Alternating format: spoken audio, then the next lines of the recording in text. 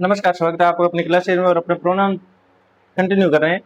तो प्रोनाउन में अपने टेबल देख ली थी, उसके अलावा सिंगुलर प्लुरल कौन से होते हैं वो भी देख लिए थे, जिसमें सब्जेक्टिव, ऑब्जेक्टिव, पजेसिव, एडजेक्टिव और पजेसिव प्रोनाउन वो सारे देख लिए, रिफ्लेक्सिव भी देख लिया और इम्पेटिव इसके अंदर बता दिए। अब कुछ एक टाइप जो इनके अलावा भी होते हैं वो देखते हैं, वो कौन कौन से होते हैं जो ज़्यादातर पूछे जाते हैं, यूज भी करते हैं, लेकिन अपने को पता नहीं होता कि ये प्रोनाउन है या नाउन। तो अपने देखते हैं उसके अंदर पहला टाइप होता है डेमोन्स्ट्रेटिव। Demonstrative pronoun. इसके अलावा एक होता है इंडेफिनिट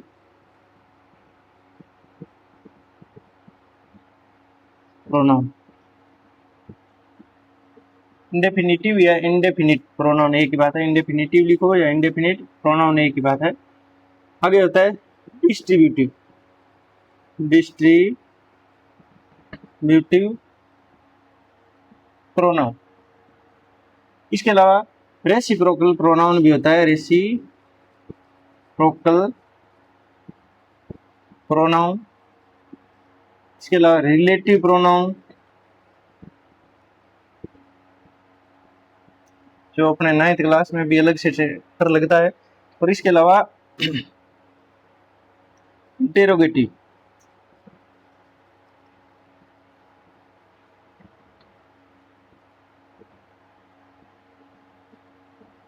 और पर्सनल प्रोनाउन अपने पढ़ लिए थे। तो इतने प्रकार के टोटल प्रोनाउन होते हैं जिनको अपने अलग अलग से देख रहे हैं आज। तो ये नॉर्मली यूज करते हैं लेकिन इनका नाम नहीं पता था। डेमोन्स्ट्रेटिव का मतलब इशारा करना। इशारा करने के लिए अपने होता है, जैसे कोई आगे सामने कार खड़ी है, this is a car, that is a car, these are cars, those are cars, यानी ये डेमोन्स्ट्रेटिव प्रोनाउन होते हैं। जैसे दिस, दैट, दीज और दोज, यानी this, that, these, those. This singular होता है और दिस का प्लुरल होता है दीज। दैट सिंगुलर होता है, यानी एक के लिए, एक कार खड़ी है तो एक के लिए अपने यह कार है। और अगर एक से ज्यादा है तो यानी वो दैट का प्लुरल होगा दोज। दिस नजदीक के लिए, यानी अगर नियर कोई क्लोज है, अपने क्लोज कोई चीज पड़ी है, जैसे अपने मेरे पास ये मार्कर है, ये मेरे नजदीक है, तो मैं इशारा करके कहूंगा तो दिस चीज है मार्कर। और जैसे ही मेरे से दूर हो जाएगा तो मैं उसकी तरफ इशारा करके बताऊंगा तो उसके लिए दैट का यूज करूँ। और जैसे ही मेरे पास 2 मार्कर हो गए तो यानी एक से ज्यादा हो गए और वो दूर है तो मैं दूज का यूज करूँ, THOS। इस प्रकार ये प्लुरल के लिए और ये दोनों सिंगुलर के लिए, ये क्लोज के लिए यानी क्लोज के लिए और ये फार यानी दूर के लिए होता है। जैसे अपने यूज करते हैं दिस इज ए कार, इसी में अपने दिस, दैट, दीज, दो सारे कर सकते हैं। और इसी को लिख देंगे अगर दिस कार इज माइन, अगर ऐसे लिख दिया मैंने तो इसमें आपसे पूछा जा सकता है कि बताओ इसमें दोनों दिस से अंडरलाइन कर दिया, किन दिस में फर्स्ट सेंटेंस के अंदर दिस क्या है और सेकंड के अंदर क्या है। और ऐसे ग्रेजुएशन के अंदर महाराजा गंगा सिंह यूनिवर्सिटी में दिया भी जाता है कि दिस और दीज का यूज करके, दिस, दैट, दीज, दोज का यूज करके 2 सेंटेंस बनाओ और वो प्रोनाउन होना चाहिए। तो बच्चे ये बना देते हैं और बाद में देखते हैं कि मैंने बना दिए सेंटेंस। तो इस दिस के अंदर तो ये क्या है, सब्जेक्ट का काम कर रहा है, दिस अकेला है और ये सब्जेक्ट बन रहा है क्योंकि इसके बाद जस्ट क्या आ रही है, वर्ब आ रही। तो ये क्या बन गया, सब्जेक्ट। और सब्जेक्ट अपने को पता ही है क्या बन सकती है, या तो बन सकता है सब्जेक्ट, वो पहले दिन अपने देख लिया था, नाउन, या कौन बन सकता है, या बन सकता है प्रोनाउन। तो अपने अभी देख लिया कि सब्जेक्ट या तो नाउन या प्रोनाउन बनता है।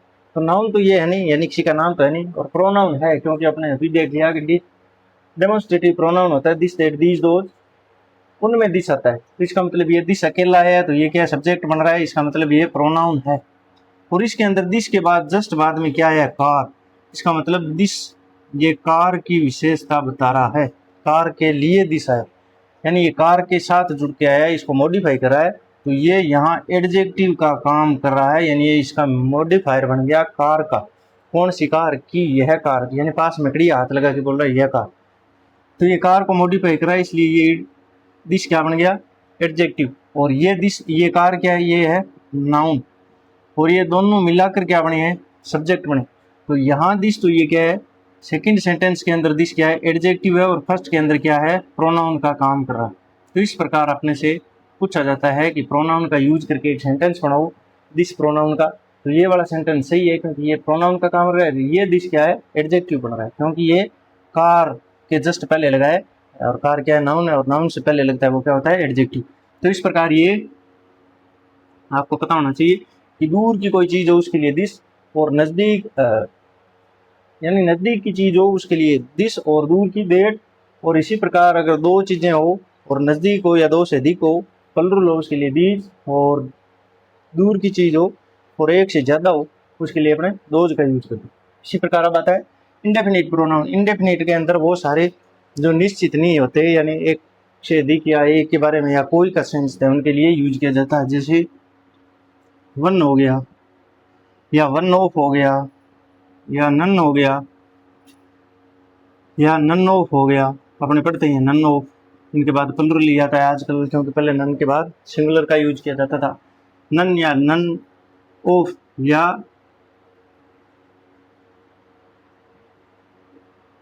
वन ऑफ, वन के बाद ऑफ लगता ही है, या सम हो गया, या एनी हो गया, या ऑल हो गया। ये सारे के सारे होते हैं एनी हो गया, यानी एनी हो गया, ये सारे के सारे क्या होते हैं, इंडेफिनेट प्रोनाउन होते हैं। इन्हें one, one of, none, none of, some of, any, any one, any के साथ वन लगा दें या एनी बडी लगा दें, सम वन, सम बडी, या सीधा सम आ जाए, ऑल, एनी, ये सारे के सारे क्या होते हैं, इंडेफिनेट प्रोनाउन। या यानी ये निश्चित संख्या का बोध नहीं कराते, जैसे एक अनुमान लगा देते हैं, या इसके साथ मैनी भी अपने जोड़ सकते हैं, इसी तरह फ्यू भी जोड़ सकते हैं। ये सारे के सारे क्या होते हैं, यानी ये भी सब्जेक्ट की जगह आए या एक अकेले आए ये, और सब्जेक्ट या ऑब्जेक्ट की भूमिका निभाए, तो उसे क्या बोलते हैं, इंडेफिनेट प्रोनाउन बोलते हैं। तो इंडेफिनेट प्रोनाउन ये होते हैं। अब आते हैं डिस्ट्रीब्यूटिव प्रोनाउन। ये सबसे ज़्यादा क्वेश्चन बार बार पूछा भी जाता है कंपटीशन के लेवल में। तो डिस्ट्रीब्यूटिव प्रोनाउन होते हैं ईज, आइदर, और नाइदर या नीदर भी बोल दिया जाता है इसको। ईज ऑफ भी होता है, आइदर या आइदर ऑफ भी होता है, निदर या नाइदर या निदर ऑफ भी होता है। ये तीनों मिलाकर क्या होते हैं, डिस्ट्रीब्यूटिव प्रोनाउन। इसके अलावा एवरी वन, एवरी के साथ वन साथ में लगा होना चाहिए, तब तो वो क्या है, डिस्ट्रीब्यूटिव प्रोनाउन माना जाता है। ईच, आइदर, नाइदर, ये तीनों क्या होते हैं, जैसे ईच इज कमिंग, यहाँ ईच अकेला स्टैंड कर रहा है, इस ईच के जस्ट बाद क्या आ रही है, वर्ब आ रही है, तो ये क्या है, सब्जेक्ट बन गया, और सब्जेक्ट अपने होता है नाउन या प्रोनाउन बनता है। और अभी अपने देख लिया ईच, आइदर, नाइदर क्या होते हैं, प्रोनाउन होते हैं, तो ये क्या है, प्रोनाउन। और आपसे पूछ ले प्रोनाउन भी कौन सा, तो प्रोनाउन है डिस्ट्रीब्यूटिव प्रोनाउन। और अपने को सब्जेक्ट और ऑब्जेक्ट पहचानने में मदद करता है, क्योंकि ईच सिंगुलर होता है, इनके बाद हमेशा सिंगुलर वर्ब ही यूज की जाती है, सारे सिंगुलर होते हैं। इसी प्रकार ये ऐसे भी आ सकते हैं, ईच ऑफ, आइदर के बाद भी ऑफ लग सकता है, नाइदर के बाद भी ऑफ लग सकता है। Each of the man is coming, यानी इस प्रकार ईच ऑफ आ गया तो भी ये क्या है, ये क्योंकि ऑफ के पहले आ गया अकेला है, तो ये भी क्या है, प्रोनाउन की रोल के अंदर है। ईच क्या है, यहाँ प्रोनाउन है, ईच के कारण यहाँ तो आता है प्लुरल नाउन, और आगे वाला वर्ब आती है वो singular. Each, either, neither, of के बाद में वर्ब सिंगुलर आती है, और ये प्रोनाउन है जो, यानी ये नाउन या कोई और दूसरी चीज़ का नाम होता है, वो क्या होता है, प्लुरल यूज किया जाता है। इस प्रकार ये थे तीन डिस्ट्रीब्यूटिव, ईच, आइदर, नाइदर। इसी प्रकार रेसिप्रोकल, ज़्यादातर तो इंडेफिनेट का ही पार्ट होता है, कौन सा, रेसिप्रोकल प्रोनाउन, लेकिन कुछ किताबों में अलग से बता दिया जाता है। ये दो ही होते हैं, कौन से, एक तो होता है EACH, ईच अदर, एक होता है वन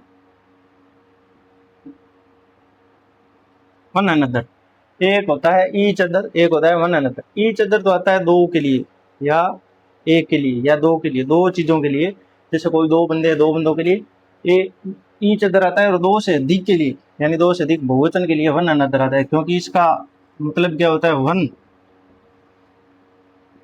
एंड अदर, एन यहाँ डी को इसके अंदर यूज करके इसको बना दिया, वन एंड अदर को एक साथ बोलते हैं तो वन अनदर बोलते हैं। तो यहाँ दो हो गए, वन और दूसरा क्या है अदर, यानी दो सब्जेक्ट दो बन गए, यानी दो चीज़ें एंड से कंजक्शन है, जो कंजक्शन एंड से जुड़ रही है, दो नाउन या प्रोनाउन अगर एंड से जुड़ते हैं तो वो अपने आप में क्या हो जाते हैं, प्लुरल। तो इस ये दो से अधिक के लिए यूज किया जाता है और ये दो के लिए यूज किया जाता है, यानी ये होता है टू के लिए और ये मोर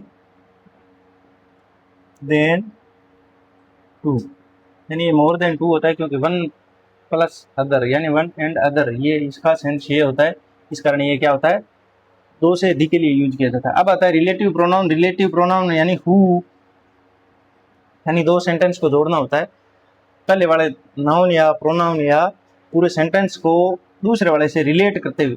तो हु दूसरा होता है विच, आगे होता है होम, आगे होता है हुज, आगे होता है वॉट और अगला होता है देर, यानी ये 6 होते हैं।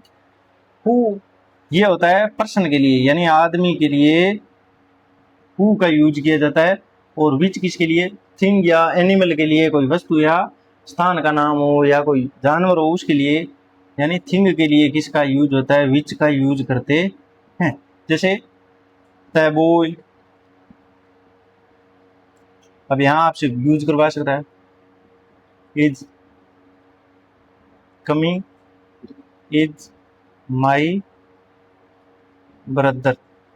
तो यहाँ आपको हु या विच में से यूज करना है तो अपने क्या यूज करते हैं, हु, क्योंकि 9th में लगता है ये टॉपिक, तो रिलेटिव प्रोनाउन आपको यहीं क्लियर हो जाता है।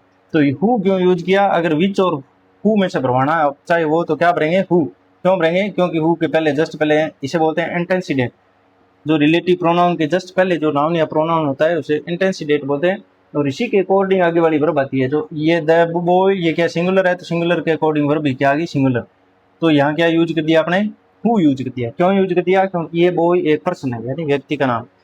यहाँ गर्ल आ जाए तो भी क्या आएगा, हु आएगा। और अगर यहाँ आ जाए काऊ तो अपने क्या यूज करेंगे, विच, या यहाँ आ जाए द कार तो क्या यूज करेंगे, विच करेंगे। इस प्रकार ये हु किसके लिए, पर्सन के लिए, और विच किसके लिए, थिंग या एनिमल के लिए, और देट है जो सभी के लिए होता है, और होम पर्सन के लिए, लेकिन उसके बाद ऑब्जेक्ट आता है हुज किसी पॉसेसिव बताने के लिए, और व्हाट दोनों के लिए यूज कर सकते हैं, और देट भी दोनों के लिए यूज कर सकते हैं। इस प्रकार ये थे रिलेटिव प्रोनाउन। अब अपने देख लेते हैं इंटेरोगेटिव प्रोनाउन, यानी नीचे लिख देते हैं थोड़ा सा,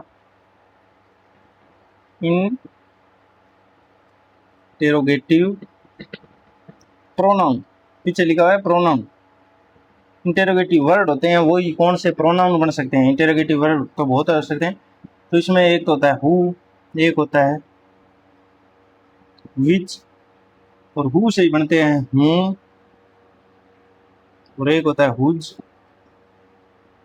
एक होता है व्हाट, इसके अंदर देट नहीं आता। ये 5 ही होते हैं, who which whom whose what, क्योंकि देट से क्वेश्चन नहीं बनता। व्हाट इज योर नेम, जैसे अपने लिख दिया व्हाट इज योर नेम, तो यहाँ ये क्या बन रहा है, यहाँ ये प्रोनाउन है क्योंकि ये सब्जेक्ट का काम कर रहा है। तो सब्जेक्ट अपने को पता ही है कौन बन सकता है, या तो नाउन या प्रोनाउन, तो ये प्रोनाउन है क्योंकि अपने इसमें पढ़ लिया who which whom whose what. तो ये इंटेरोगेटिव यानी पर्सन बनाते हैं, इनके बाद में पर्सनवाचक साइन लगता है। तो इस प्रकार आशा करते हैं आपको समझ में आएगा। ये डेमोन्स्ट्रेटिव जिसे इशारा बताए कि वह कार, दूर वाले के लिए देट, और नज़दीक है उसके लिए दिस, और नज़दीक में अगर एक से अधिक है यानी प्लुरल है तो उसके लिए दीज, और दूर में अगर प्लुरल है तो उसके लिए दोज, THOC। और indefinite pronoun one, none, none of, one of, इसी प्रकार some of, any of, any one of, इसी प्रकार एनीबडी, समबडी, ये वाले सारे, a all, any, many, few, इस प्रकार ये सारे के सारे होते हैं जो इंडेफिनिट प्रोनाउन बोलते हैं। इसी प्रकार डिस्ट्रीब्यूटिव प्रोनाउन में each, each of, either, either of, neither of, neither of, ये वाले होते हैं, और ये सिंगुलर का बहुत करते हैं। इसी प्रकार रेसिप्रोकल प्रोनाउन इंडेफिनिट का एक पार्ट होते हैं लेकिन किताबों में अलग से दिया होता है, तो अपने अलग से देख लिया कि ईच अदर का मतलब टू के लिए यूज करते हैं, और दो से अधिक की बातें हो वहाँ वन अनदर का यूज करते हैं। लेकिन आजकल ये दोनों एक दूसरे का वाइस वर्सा यूज करते हैं, यानी ये दो से अधिक के लिए भी यूज करते हैं, और ये भी ये तो करते ही करते हैं। तो आजकल इनका मॉडर्न इंग्लिश के अंदर दोनों का वाइस वर्सा यूज होने लग गया है, लेकिन अपने ग्रामर के अकॉर्डिंग इंडिया में ये यूज करते हैं कि दो के लिए ये, दो से अधिक के लिए वन अनदर का यूज करते हैं। नहीं, दो आदमी है तो उनके लिए कि दोनों आपस में लड़ रहे हैं, वन अनदर या ईच अदर, तो उसमें ईच अदर यूज करेंगे। रिलेटिव प्रोनाउन में हु, विच, होम, हुज और व्हाट और दैट। हु पर्सन के लिए और विच थिंग के लिए। इंटरोगेटिव में who, which, whom, whose, what person कौन के लिए, हु का और विच वस्तु के लिए प्रश्न पूछने कोई, और होम ये ऑब्जेक्टिव क्वेश्चन पूछने एक्यूजेटिव के लिए, और हुज पॉजेसिवनेस बताने के लिए, और व्हाट कोई रीजन बताने के लिए या कोई कारण बताने के लिए अपने क्वेश्चन करते हैं तो व्हाट का यूज करते हैं। इस प्रकार ये प्रोनाउन का टॉपिक लगभग क्लियर हो गया। तब आप एक्सरसाइज करोगे, बार बार वहाँ देखोगे, तब पता चलेगा कि ये कहाँ यूज हो रहे हैं, कैसे यूज हो रहे हैं। तो ये प्रोनाउन है, यानी सब्जेक्ट बन रहे हैं तो ये क्या है, प्रोनाउन है। इनके बाद जस्ट बाद वर्ब आ रही है तो ये क्या है, प्रोनाउन है। अगर सीधे इनके बाद अगर कोई, जैसे ये लिख दिया वन, वन लिख के यहाँ लिख दिया वन कार, तो बताओ ये प्रोनाउन है या नाउन है। और यहाँ लिख दिया वन कार इज कमिंग, कैसे लिख दिया। और लिख दिया वन इज कमिंग, तो इसमें आपसे पूछा जाएगा फर्स्ट सेंटेंस सेकंड सेंटेंस कि बताओ इसके अंदर प्रोनाउन कौन सा और एडजेक्टिव कौन सा। तो प्रोनाउन तो वो होता है जो अकेला स्टैंड कर जाए, उसके बाद नाउन नहीं आनी चाहिए, वो अकेला ही होना चाहिए, उसका अकेले का अर्थ होना चाहिए। या सब्जेक्ट बन रहा है तो उसके बाद सब्जेक्ट के बाद अपने को पता ही है वर्ब आती है, तो वर्ब आ रही है क्या, हाँ आ रही है इसके अंदर, तो ये क्या बन गया, ये प्रोनाउन बन गया, वन है ये तो प्रोनाउन। फर्स्ट के अंदर तो वन क्या बन रहा है, प्रोनाउन। लेकिन इसमें देखो वन के बाद क्या आ रही है, कार, यानी ये क्या नाउन है। तो ये नाउन के पहले वन स्टैंड कर रहा है, इसका मतलब ये दोनों मिलकर क्या बना रहे हैं, सब्जेक्ट या कोई वर्ड है जो दोनों मिलकर, दोनों से मिलकर एक वर्ड बन रहा है। तो इस कारण वन कार क्या बन गया, दोनों मिलाकर एक वर्ड बनाए, यानी ये दोनों मिलाकर एक सब्जेक्ट है और ये कार को मॉडिफाई कर रहा है, कार को बता रहा है, कार की विशेषता बता रहा है, कितनी कार की, एक कार। तो इस प्रकार ये वन क्या है, एडजेक्टिव है, यानी एडजेक्टिव है, और ये वाला प्रोनाउन। इस प्रकार आपको समझ में आ गया होगा।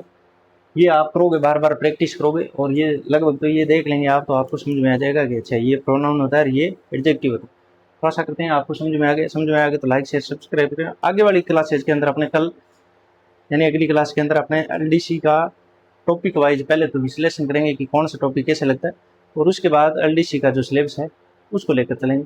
तब तक आप बने रहें, लाइक शेयर सब्सक्राइब करें, ये टॉपिक देख लें क्योंकि ये बेसिक टॉपिक है। इसके बगैर आपको एलडीसी का जो या सीईटी का जो कोर्स है वो आप कवर नहीं कर पाओगे, क्योंकि वो ये इसी पर बेसिक पर ही आधारित होता है, क्योंकि सारा का सारा सब्जेक्ट और वर्ब का ही खेल होता है। तो तब तक बने रहें, लाइक शेयर करें। Thank you.